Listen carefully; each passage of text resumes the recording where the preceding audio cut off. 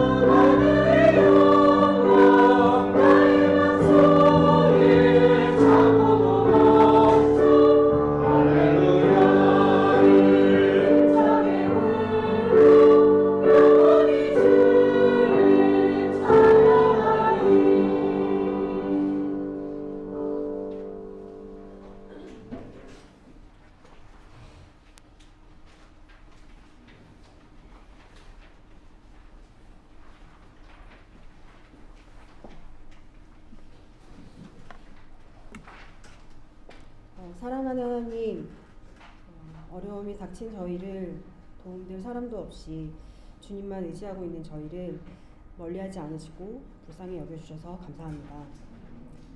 가난한 마음으로 나아가기만 해도 풍성한 은혜를 베풀어 주시는 주님의 한결같은 사랑에 힘입어 이 시간 주님을 예배하고자 모였습니다. 우리의 예배를 받아주시고 우리의 삶이 주님께서 기뻐하실 만한 내용이 있도록 하나님 안에서 진실이 돌아보고 도움 구하는 저희가 되기를 간절히 원합니다. 주께서 주시는 좋은 것들을 우리 평생에 누리고 또 받은 은혜와 사랑으로 우리가 속한 곳곳에서 기쁘게 섬기고 사역할 수 있도록 성령 하나님 함께해 주세요. 주님만을 높여드리기 원합니다. 주님만이 우리의 왕이십니다. 이 모든 말씀 예수님의 이름으로 기도합니다.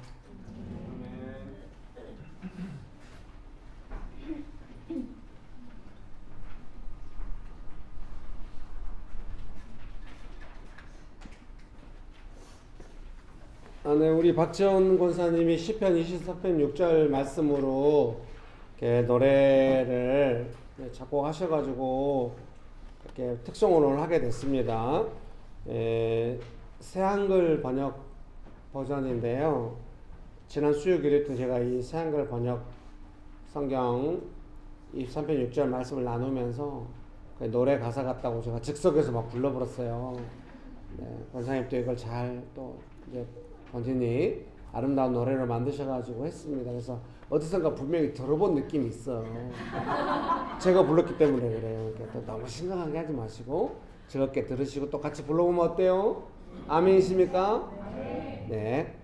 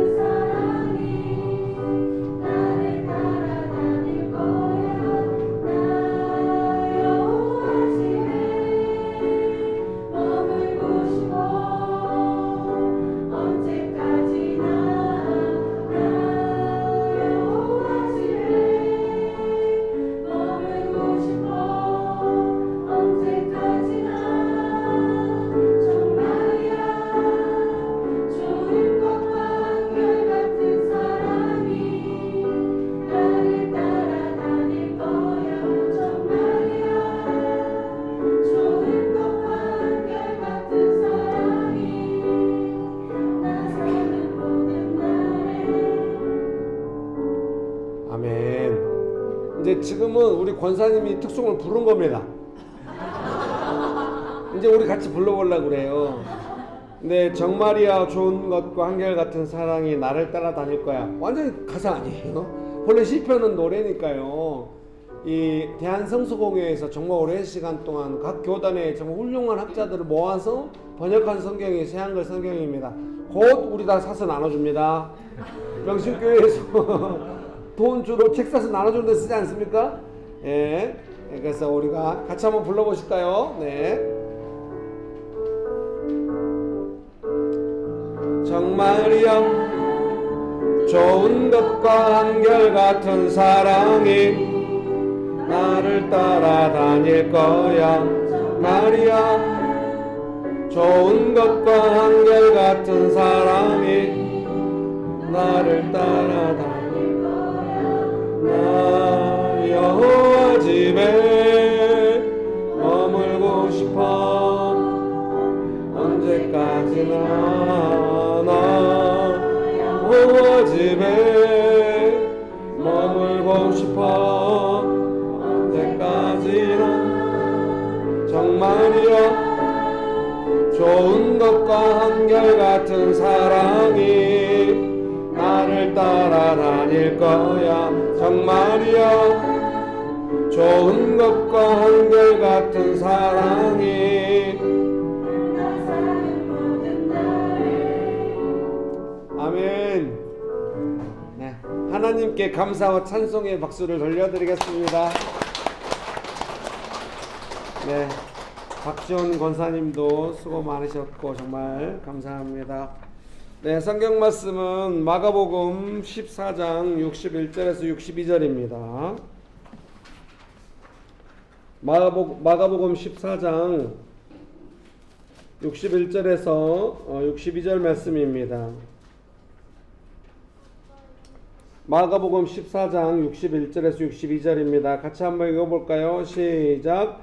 침묵하고 아무 대답도 아니하시거늘 대제사장이 다시 물어 이르되 내가 찬송받을 이에 예수께서 이르시되 내가 그니라. 인자가 걷는 자의 우편에 너희가 보리라 하시니. 아멘. 네. 기도하시겠습니다. 좋으신 예수님, 은혜를 베풀어 주셔서 감사합니다. 하나님만을 간절히 의지합니다. 성령 하나님 충만하게 역사해 주셔서 감사합니다. 예수님의 이름으로 기도합니다. 아멘. 네, 설교문 보시면서 함께 말씀 나누도록 하겠습니다.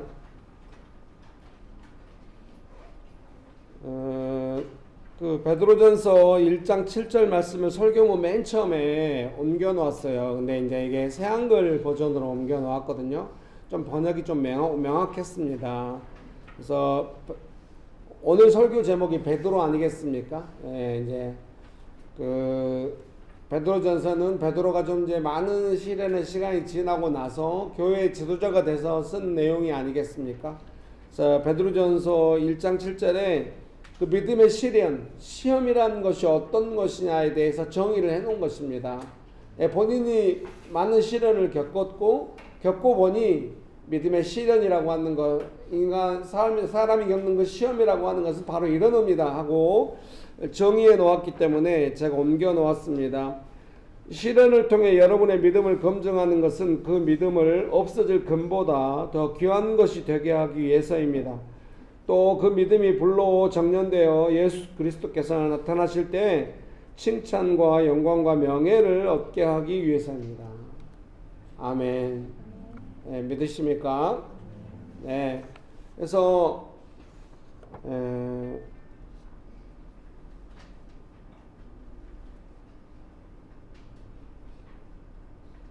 시련이라고 하는 것은 믿음을 검증하는 일이고, 믿음을 검증하는 것은 그 믿음이 금보다 더 귀한 정련된 믿음이 되게 하기 위한 것이고, 나중에 예수님께 칭찬을 듣기 위해서 시련이 있는 것이다, 이렇게 말하고 있는 것입니다. 여러분 믿으십니까? 그래서 이것이 왜 중요하냐면 베드로도 그 시련의 시간을 지나가면서 결국 베드로전서 1장 7절에 시련은 이런 거다 하고 이제 설명을 하잖아요. 우리가 다 지금 시련의 시간을 지나가고 있잖아요. 이 시련의 시간을 지나가고 있는 중에 이런 것을 이해하는 것이 필요해요. 시련이 왜 왔냐? 그것은 우리의 믿음을 금보다 더 귀한 믿음이 되게 하여 정련시키기 위한 것이다. 나중에 예수님께 칭찬 듣는 일이다. 그러니까 기본적으로 시련이라고 하는 것은 믿음을 연단하는, 믿음에 관한 문제라는 걸 알아야 돼요. 이 시련과 믿음을 분리시켜 가지고 왜 내 인생에는 맨날 이렇게 어려운 일만 생기는 거야? 그러면은 믿음이 성장하는 것이 아니라 시험에 들어불겠죠. 그래서 시험에 들지 않고 말씀대로 믿음이 성장하는 시간으로 가려면 시련의 시간에 이것은 내가 힘들기는 하지만 이 시간을 통하여 나의 믿음은 금보다 더 귀한 믿음으로 정련되어서 불순물이 제거되고 있는 시간이고, 예수님을 더 명확하게 우선순위로 두고, 그 전에는 내가 은혜 받았을 때 예수님이 나의 우선이라고 고백했어도 내 삶이 조금 좋아지거나 이러면 또 막 복잡해지고 내가 원하는 대로 막 가고 이러잖아요. 근데 그 시련의 시간을 통하여 명확하게 예수님은 나의 우선이다, 나는 예수님을 믿고 있다라고 하는 명확한 믿음이 되게 하는 것입니다. 시련은 그런 시간이다 하고 베드로가 설명하고 있는 것입니다. 그래서 우리의 삶에 시련이 올 때, 제가 오늘 아침에 와서 이제 새벽에 자다가 4시에 벌떡 일어나가지고 이걸 썼거든요. 이제 자다가 이렇게 설교를 계속 설교를 자다가 일어나서 막 생각날 때 있어. 막 적어 놓거든요. 그리고 황대현이 은메달 따는 것을 봤습니다. 저는 약간 좀 진지한 걸 못 견디죠. 죄송합니다. 양해를 부탁드립니다. 그러다 제가 이렇게 아침에 와서 이렇게 써놨어요. 이제 새벽에 일어나서 이제 핸드폰에 저장해놨다가 아침에 이렇게 써놨어요. 상황 속에서 방법 찾다 좌절 금지. 이제 이게 1번이에요. 그러니까 시련이 오면은 방법을 우리가 나름대로 찾지 않겠습니까? 너무 어렵다. 이거 어떻게 이 시련을 지나갈 거냐, 해결할 거냐, 방법을 찾는단 말입니다. 그러다가 대부분 좌절해요. 왜? 이 시련은 믿음을 정련하기 위해서 온 것이기 때문에 믿음을 이제 우선해 가지고 길을 찾아야 이제 하나님께서 해결해 주시거든요. 근데 내가 이 시련하고 믿음의 상관관계를 전혀 이해하지 못하고 오직 이 시련에 대해서 다급하고 당황해 가지고 방법을 찾으려고 하면 좌절밖에 없어요. 우울해져. 그러니까 절대로 시련이 다가와서 내 삶에 어려운 일이 있어서 그럼 어떻게 이것을 벗어나서 나는 행복한 삶으로 갈까 하고 생각하신다면 이 어떻게 이 문제를 해결할까, 왜 나한테 이런 일이 생길까, 순간순간 막 찔리면서도 막 해결하려고 그러면은 좌절밖에 없어요. 그거는 방법이, 성경이 어디에 그런데요. 아브라함이 자식이 없어가지고 이삭을 낳을 때까지 어떻게 이삭을 낳을 수 있는지 그 방법을 막 궁구하고 막 그런 겁니다. 그게 아닙니다. 성경은 분명히 말합니다. 아브라함에게 자식이 없는 문제는 아브라함의 믿음의 문제다. 나중에 아브라함의 믿음이 강건해지니까, 정련되니까 하나님께서 아브라함에게 이삭을 주시는 것입니다. 여러분, 우리의 예수님 믿고 우리가 구원받은 것도 선물로 은혜의 선물로 주신 것이지만 구원받은 이후에 모든 삶의 좋은 것들도 은혜의 선물로 주십니다. 제가 여러분 이것을 귀에 못이 박히고 피가 나도록 말했음에도 불구하고 전혀 새로운 내용으로 듣고 있는 훌륭한 성도님들, 이게 좀 짠 건 아니겠지? 네, 여러분 축복합니다. 옆에 분 보시면서 한마디씩 합시다. 은혜의 선물입니다. 모든 좋은 것은 선물로 옵니다. 여러분 축복합니다. 여러분이 언뜻 생각할 때 뭐 그렇게 가만히 있으면 온 줄 아냐, 내가 노력해도 죽어라 해도 될뚱말뚱이다, 죽어라 해야 돼. 어느 면에서 그렇게 살아온 삶에 대해서 이해할 수 있습니다. 그러나 근본적으로 내 죄를 용서받고 내가 거룩해지기 위해서 사람이 할 수 있는 것은 없어요. 믿으십니까? 예수님이 용서해 줘야 돼. 믿습니까? 그러니까 예수님이 용서해 줄 때 선물로 주신 것처럼 이제 그러면은 우리가 은혜를 받잖아요. 그 전에는 막 자기 자신을 막 자책하기도 하고 막 뭔가 막 대신 뭐 기부나 뭐 좋은 일을 해가지고 막 자책감을 다 안 돼요. 예수님께 용서받을 때 깊은 은혜가 임하면서 아, 자유롭다. 비로소 자유로움을 얻어요. 예수님께 용서받아야 된다. 사실을 깊이 알아요. 여러분 믿으십니까?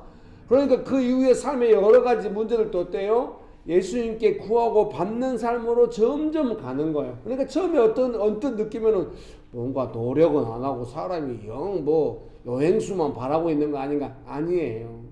예수님께 간절히 매달리면 삶의 우선순위가 예수님이 되었기 때문에 예수님께 간절히 매달리면서 나아가는 것이 쉬운 일이 아니에요. 차라리 내 성격대로 하고 말지. 어려운데 내 연약함 막 하지 않으면서 막 예수님께 도와달라고 하고 막 그러면서 막 어떻게 하는 거 이거 쉬운 일이 아니에요. 본래 우리 원사님이 민주투사요. 회사에서 잘못된 거 대신 말해주고 막 사장 안 두려워하고 막 그러다 그만두셨지. 나왔는데 우리 권사님 사장님 되셨는데 동생이 말을 안 들어. 지가 사장이래. 돈은 권사님이 내는데. 그래서 권사님이 동생한테 다 주고 다시 옛날 회사로 가셨지. 가셔가지고 이제 어떻게 했어요? 권사님이 이번에 그런 말씀 하시는 거예요. 막 어렵다가 이제 이렇게 일을 진행. 전에는 회사가 그냥 돈 버는 것이고 나하고는 상관없는 것처럼 느꼈는데 지금은 안 그렇다. 그러니까 주말에도 나가서 일하고 너무 억대가 넘는 그 기계를 운전하는데 나는 그걸 배우지를 못, 이제 초보인데 초보 운전자가 억대 차를 모는 것 느낌을 얼마나 조심스럽고 얼마나 겸손하게 물어보고 막 도움받고 막 이랬겠습니까? 아마 사장님께서 그런 걸 좋게 보셨을 겁니다. 예수님을 의지할 때 예수님 기뻐하시듯이 사람도 누군가 겸손하게 의지하면 좋아하거든요. 여러분 직장에서 상사들한테 조금 아이고 저놈 믿을 놈이 못돼, 핸드폰에다 나쁜 놈 이렇게 저장해놓고 막 그렇게 하지 말고 겸손하게 의지하고 도움을 요청하고 그 사람이 좋고 나쁘고는 상관없어. 내가 지금 여기서 함께 하나님 앞에 배우고 있는 거예요. 나의 믿음이 중요한 거지. 여러분 믿습니까? 네. 그러니까 고사님 어떻습니까? 옛날에 직장에서 막 연약한 대로 틀렸다 이거예요. 막 했는데 내 방법 찾고 좌절만 많았지. 지금은 어때? 계속 하나님께 의지하고 매달리고 이러니까 막 언뜻 내 뜻대로 안 되고 막 뭐 사람들이 바뀌거든 싶어도 대부분의 일들이 해결되고 있는 거예요. 갈수록 그런 걸 경험합니다. 네. 내 성격대로 내 연약함대로 하는 건 빠른데 좌절입니다. 하나님의 은혜로 하면 언뜻 처음에는 빠른 것 같지 않아요. 근데 완벽하고 두고두고 좋아. 이번 주 중에도 이제 어머니 뵙고 왔는데 그러니까 젊은 날 제가 20대 때 군대에서 휴가 나왔는데 어머님이 어디 그 광주시 외곽의 음식점에서 막 몸이 이렇게 불어가지고 일하고 계신 거예요. 어머니 만나고 막 울었죠. 제가 버스 뒷자리에 앉아가지고 휴가 나와서 큰형한테 너는 내가 절대 용서 안 한다고. 어머니 그 땅 팔아서 너 목포고등학교 보내고 공무원 되도록 했는데 어머니 이렇게 방치하냐 이러면서 제가 군대 돌아가서 엄마를 위해서 계속 울면서 광주 군교회 교회 가까운 곳에 땅을 주셔서 텃밭에 있는 곳에 우리 어머니 살고 지금도 어머니 거기서 요양보호사님 오시더라고요. 가지고 청소 막 하시고 깨끗하게 요양보호사님 엄마 앉아계세요. 옆에 앉아가지고 우리 어머니 좋아하는 찬송가 있거든요. 오랫동안 모든 죄 가운데 빠져 더럽게 막 엄마도 좋아하시면서 박수고 어머님이 갑자기 큰 소리로 기도해보네. 돌아오면서 하나님은 위대하시다. 여전히 지키시는 그 30년 전에 했던 약속을 하나님 그러죠. 하나님이 하실 테니까 너는 헌신해라. 그래서 제가 선교단체 간사 헌신하고 여기까지 왔거든요. 사랑하는 성도님 여러분, 믿음이라고 하는 것은 뭐겠습니까? 믿음으로 하나님께서 선물로 주시는 그 많은 것들을 받아가는 삶이 된다는 거예요. 그러니까 지금 뭔가 내 삶의 현실에 어려운 문제로 부딪히고 막혀있다고 하는 거, 시련이 왔다고 하는 건 뭐겠어요? 믿음의 선물을 받기 위해서 믿음이 비약적으로 성장하고 있는 시간인 것입니다. 여러분 축복합니다. 그렇게 되길 원하십니까? 그러니까 어때요?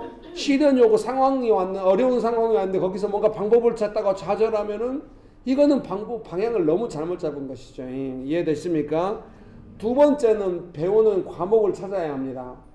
그러니까 이제 이 시련 속에서 뭔가 배우는데 이 시련 자체가 나를 가르쳐 준다기보다는 예를 들면 와 애가 없어 아브라함이 이삭을 낳아야 되는데 애가 없네. 와 그래서 우리가 이번에 많이 배웠잖아. 배울 과목 뭐? 피트니스 그리고 한약 챙겨 먹기. 그런 게 아니잖아요. 그런 내용 하나도 안 나와요 성경에는. 아브라함이 뭘 배웠습니까? 그 전에 자기가 조금만 위험에 처하면 사라 자기 부인 아니라고 사라 막 뺏기고 막 사라를 깊이 사랑하고 하나님께 영광 돌리고 그렇게 살아가면서 하나님을 깊이 신뢰하게 되고 몸이 죽은 것 같으면 알고도 믿으면 이렇게 막 가는 거예요. 배울 과목을 꾸준히 따라가니까 삶이 점점 좋아요.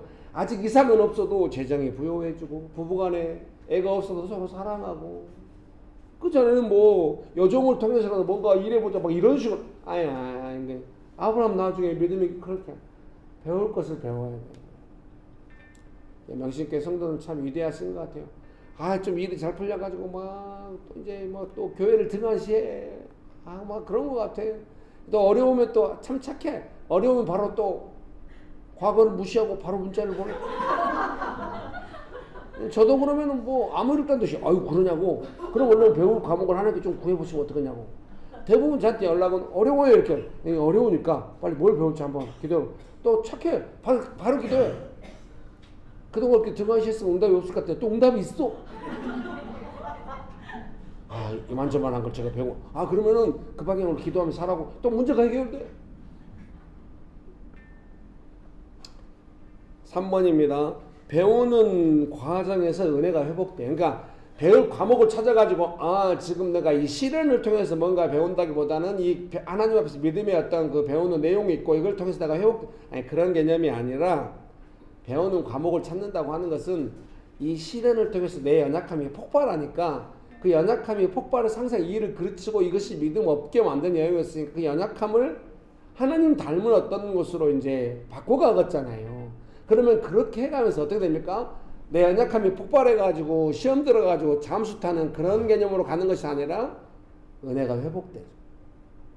주님, 저는 이때 이렇게 하고 싶은데 항상 제가 이렇게 했다가 일이 잘 안 됐었죠. 예수님 죄송합니다. 이러면서 자신의 연약함을 만지고 이러면서, 그러니까 옛날에는 시련이 오면은 거기서 내 연약함을 만지고 이런 것은 일도 없어. 그냥 시련을 주는 사람을 죽여보려고 그러고 막 분기 텐천에 있어. 막 하나님을 향해서 원망이 가득하고. 안 그래. 이제 여기서 어떻게 반응해야 될까? 또 내가 연약함으로 하면 일을 그랬을 텐데 하나님 도와주세요 막 하면서 또 언뜻 자기 연약함이 나와. 주님, 그럼 거기서 본인이 회개할 시간입니까? 내가 어려워 죽겠는데 근데도 회개를 해. 주님, 제가 이때 이렇게 반응했어요. 죄송해요. 얼마나 은혜가 가득하셔. 그냥 은혜가 회복되지. 그럼 어때요? 예수님의 위로가 막 쏟아지는 거죠. 가난한 마음으로 호소하는 것이 제일 강한 거. 왜? 예수님이 가까이 금방 오시니까. 믿으십니까? 그런 은혜가 가득하게 되시기를 주님의 이름으로 축복합니다. 네 번째는 그 은혜로 작은 현실 문제를 풀어가는 게, 아브라함이 아직 이삭을 낳지는 못해. 그 인생의 중요한 문제를 해결을 못했어요. 그렇지만 어때요? 먹고 사는 문제나 보호받는 문제나 부부간의 문제 이런 것들은 거의 해결되어 버려요. 그 은혜로. 그러니까 이삭만 없었지 하나님께 영광 돌리며 살고 서로 몸이 준 것 같으면 알고도 서로 사랑하고 의지하고 뭐 이런 삶이 되는 거죠. 여러분 믿습니까? 그래서 여러분도 그러시잖아요. 명식교회 많은 분들이 아유 부부가 너무 힘들어, 삶이 힘들어, 가난하고 힘들어. 근데 부부가 서로 깊이 사랑해. 언제 해결될지 몰라. 그럼 부부가 깊이 사랑해서 교회에 아주 모범이 되고. 없지 그런 사람. 제발 있기를. 좀 그렇게 되면 안 될까? 이제 그렇게 되려고 하고 있죠. 너무 힘들어. 근데 자식들하고 막 서로 사랑하면서 막 살아, 막 보호하면서 살아. 그런 분들 몇 분 계시지. 잘 될 겁니다. 그래서 작은 문제, 막 아우 이 중요한 문제 이삭 안 주면은 뭐 이게 뭔 의미가 있어? 돈이 뭐 죽으면 남자 다 죽게 생겼는데 뭐 이게 뭐는 이렇게 안 하는 거야. 그냥 삶의 일상을 소중하게. 그래서 우리 교회에서 일상을 지켜야 됩니다. 일상 속에서 작은 은혜를 지키고 일상 속에 다가오는 문제, 그것들 해결해 가고 그러는 거예요. 여러분 믿습니까? 그 다음에 다섯 번째로, 그래서 이제 그걸 배우면은 하나님의 성품과 능력이 임재한다는 것을 느낀단 말이에요. 작은 문제는 하나님의 성품, 능력의 임재를 느껴. 거기서 또 오버해가지고 와 이거 좀 되는 것 같으니까 이제 바로 내 그 구체적인 문제, 내 어려운 문제, 그 어려운 문제라고 하는 것이 사실은 뭐냐면 많은 부분에 한 7, 80%는 뭐가 들어가 있냐면 내 소원이 들어가 있어요. 내 능력, 내가 원하는 거. 그것이 안 되버렸고 큰 문제다 이것이거든요. 그러니까 좀 은혜가 있고 좀 자잘한 것이 회복되면 이제 내가 원하는 거 해결하면 이렇게 가요. 아우 그러면 다시 한참 동안 퇴행하는 거예요. 그걸 지켜보는 돕는 사람 마음은 복장 터지지. 그래도 요즘은 신경 안 써. 네 문제야. 네 문제야. 죄송합니다. 오늘 제가 약간 조증인가? 제 아내 얼굴이 점점 흐려지고 있습니다. 도대체 왜 저러지?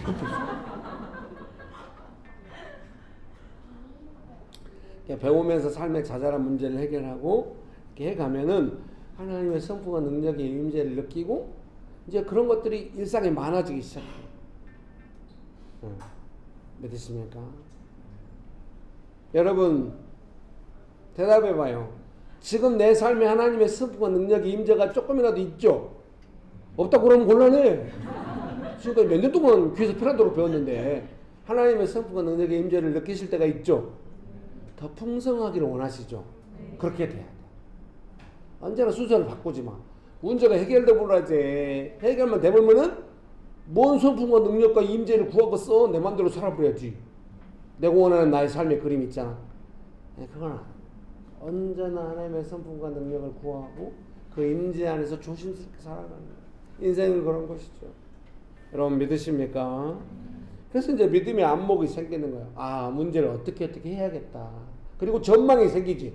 이 중요한 문제가 해결은 안 됐지만 이렇게 가지 않을까? 지금 할 걸 해야 돼. 일상을 지켜야 돼. 언제나 다가오는 도전 내 연약함대로 믿음이 연약해지면 안 돼. 막 이러면서 하는 것이죠. 그래서 여섯 번째는 이제 그 믿음 붙잡고 현실 문제를 감당해 가는 거예요. 그러니까 이 문제 해결이 안 돼도 막 그 문제로부터 그 쓴 문제가 계속 올 거 아니에요. 그걸 계속 감당해 가는 거예요. 그 믿음을 붙잡고 수시로 나를 불안하게 하고 어렵게 해도 계속 믿음으로 감당하고 믿음 고백하면서 하나님 의지하면서 예수님께 막 고백하면서 나가는 거예요. 그러면 반드시 은혜가 임하는 거죠. 그 문제가 작아지거나 사라져. 하나님의 은혜가 커져. 하나님의 해결하심이 있어. 여러분 믿으십니까?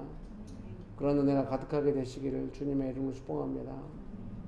그렇게 되기 원하십니까? 그래서 이제 설교문 서론하다가 이렇게 했는데 이제 1번부터 해야 되는데 지금 시간이 설교문 1번 안전한 거리입니다. 읽어드릴게요. 예수님은 대제사장들, 장로들, 서기관들이 모인 곳으로 끌려가셨습니다. 마가복음 14장 53절의 내용입니다.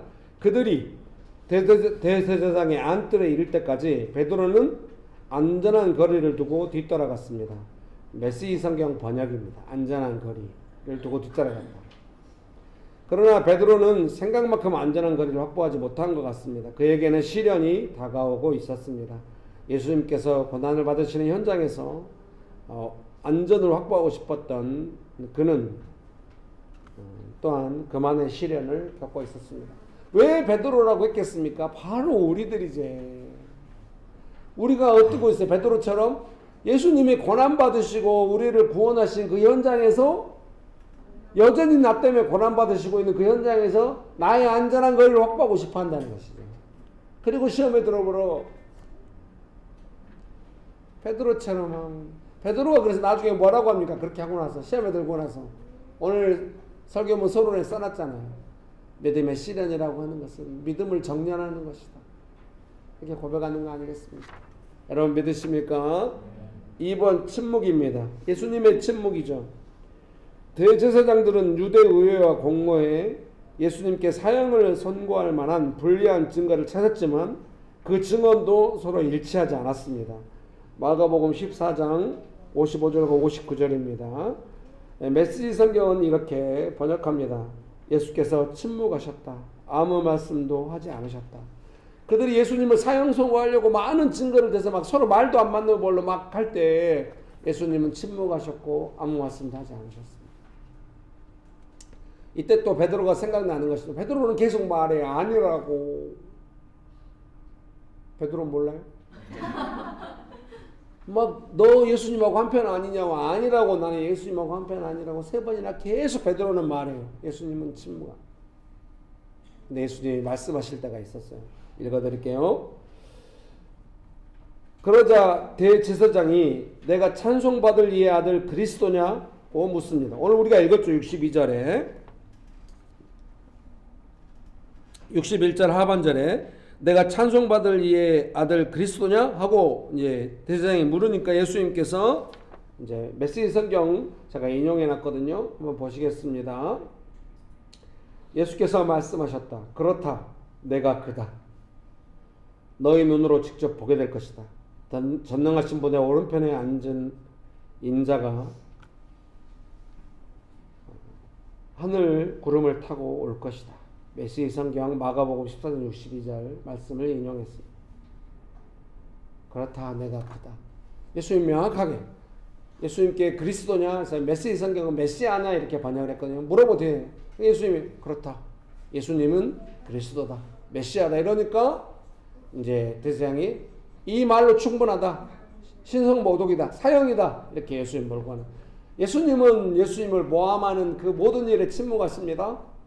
그러나 예수님이 그리스도가 되시는 것에 대해서는 정확하게 말씀하십니다. 그리고 사형 선고를 받으십니다.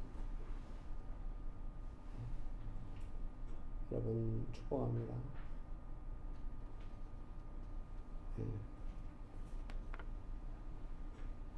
예수님의 침묵을 생각합니다. 예수님의 분명한 말씀을 생각합니다.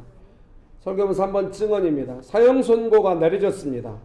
마가복음 14장 64절 하반절의 내용입니다. 베드로는 본격적으로 시험을 받습니다. 베드로가 두려워하며 예수님을 알지 못한다고 말했습니다. 71절입니다. 두 번째 이제 메시지 성경 72절 번역으로 옮겨 놓았거든요. 두 번째 수탉이 울었다. 개역 개정은 그냥 닭이라고 되어 있는데 메시지 성경은 수탉이라고. 아마 영어 원어가 수탉이라고 했네. 이게 영어 단어는 수탉과 닭이 다르잖아요. 치킨하고 뭐 hen 막 이런 거 막 있잖아요. 저도 잘 몰라요. 용어가 달라요. 근데 메시지 성경 번역이 좀 더 원어에 근거해서 아마 번역할 것 것입니다. 두 번째로 수탉이 울었다. 베드로는 수탉이 두 번 울기 전에 내가 나를 3번 부인할 것이다 라고 하신 예수의 말씀이 생각났다.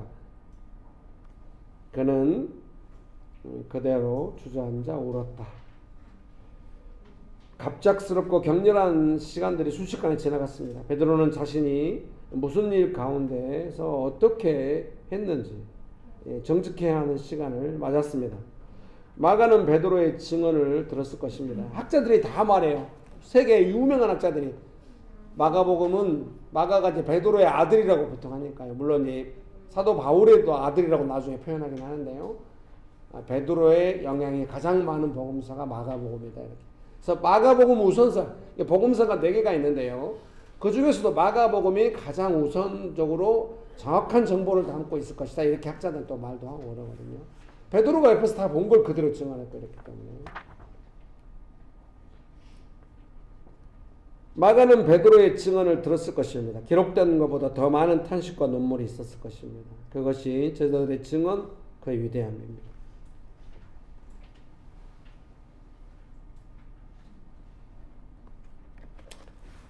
여러분 축복합니다. 네, 같이 찬양 하나 할까요? 우리 신권사님 나오셔서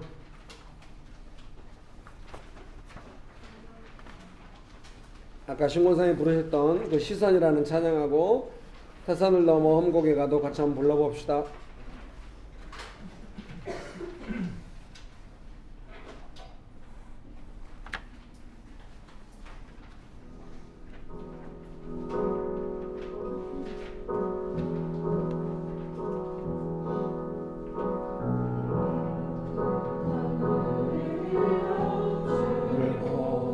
시작할 때 주의 일을 보겠네.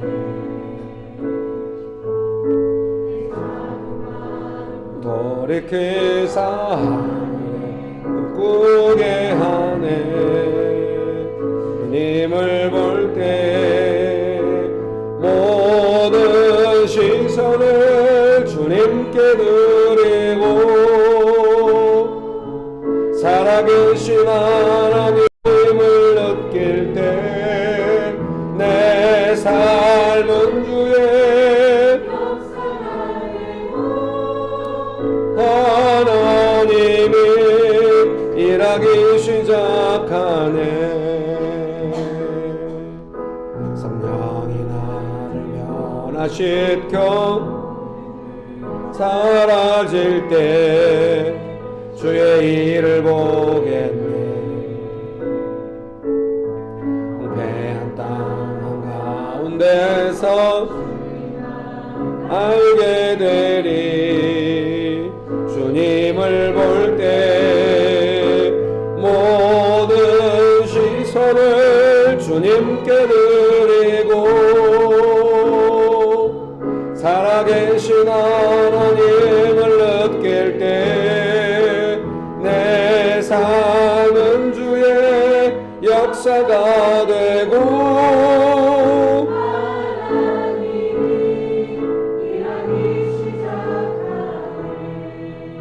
모든 시선은 살아계신 하나님을 느낄 때 역사가 되고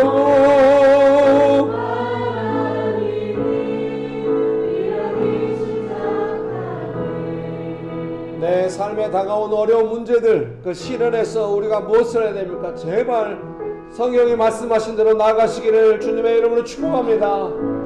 이것은 나의 믿음을 금보다 귀한 것으로 정련하는 시간이다. 이렇게 믿고 나아가야 합니다. 믿습니까?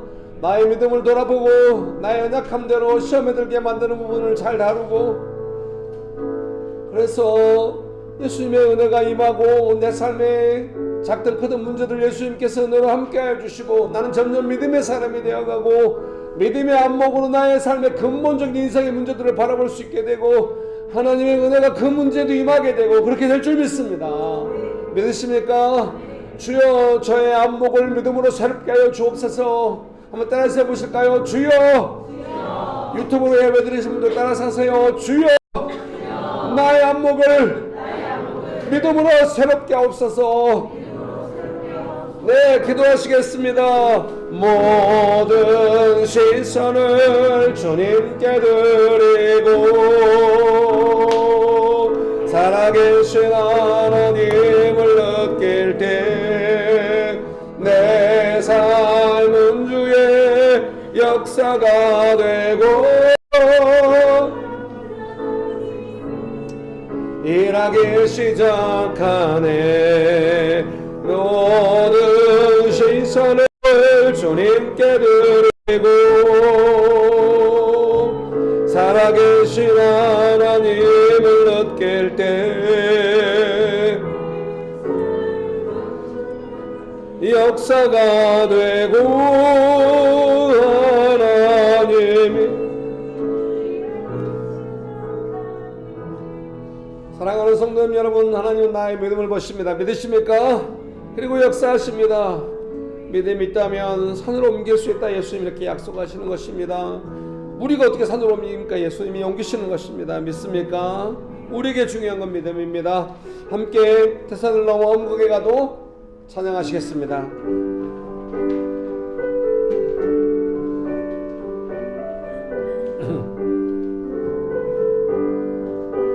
태산을 넘어 빛 가운데로 걸어가면 지키시길 약속한 말씀 변치 않네.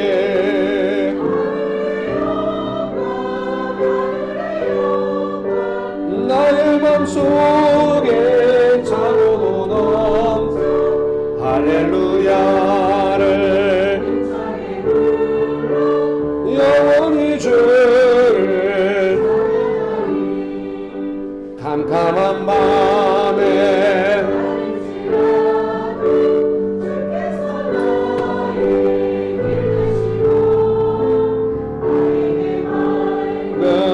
빛이 되신 늘 영원해. 하늘의 영광 나의 맘속에 차고도 넘 할렐루야를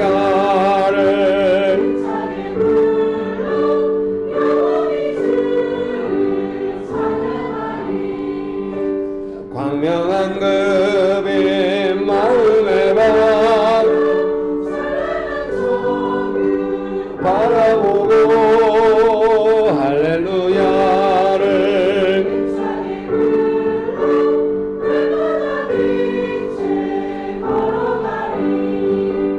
하늘의 영광 나의 맘속에 차고도 넘 할렐루야를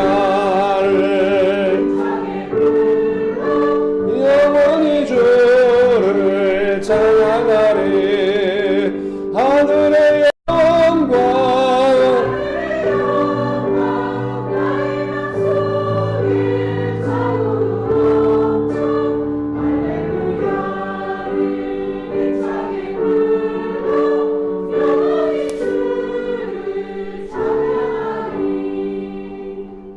사랑하는 성도님 여러분, 상황 속에서 방법을 찾다가 좌절하지 마십시오.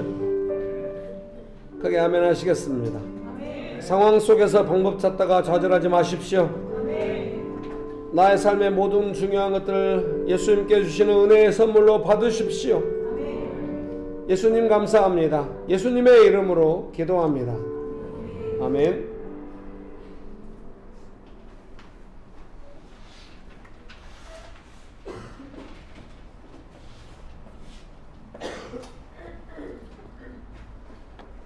주님 감사합니다. 주님께서 저희의 삶 가운데 부어주시는 풍성한 은혜와 사랑과 그 즐거움과 기쁨을 기억합니다.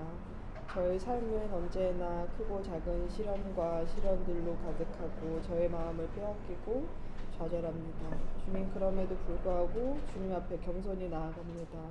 그 문제와 그 모든 상황과 주님께서 도우시는 그 손길을 의지하고 바라며 주님 그 모든 것을 주님 앞에 내려놓습니다. 주님 더욱더 주님의 긍휼하심을 받고 주님께서 부어주신 그 큰 은혜를 저희가 경험하고 주님의 그 은혜를 사모하기 원합니다. 주님 주신 은혜에 감사하여 저희의 예물 올려드립니다.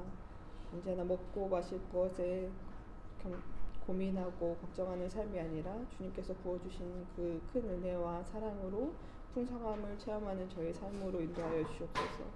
언제나 그러셨듯 앞으로의 저희 삶 가운데에도 즐거움과 사랑으로 저희 삶을 채우실 것을 믿습니다.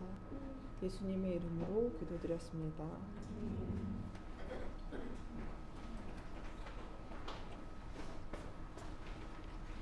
네, 광고하겠습니다.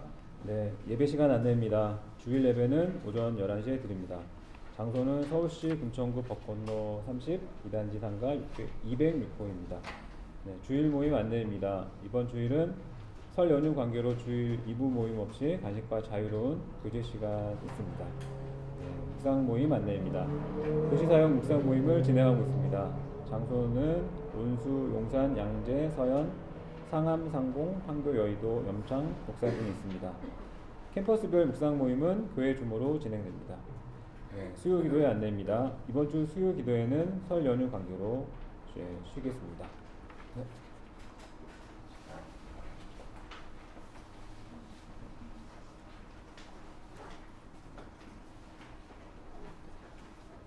면접 때는 식사와 2부 순서를 하지 않고 간식을 좀 풍성하게 하잖아요. 간식이 되게 풍성한 것 같아요. 다 드시고 가야 됩니다. 테이블 펴셔서 원하시는 대로 kum사모 앉으셔서 맛있게 드시고 또 교제하시다 가시면 좋겠습니다. 네, 기도하시겠습니다. 지금은 우리 주 예수 그리스도의 은혜와 아버지 하나님의 크신 사랑과 성령님의 교통하심이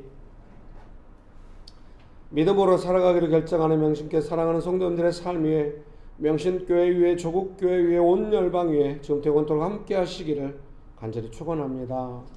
아멘. 감사합니다.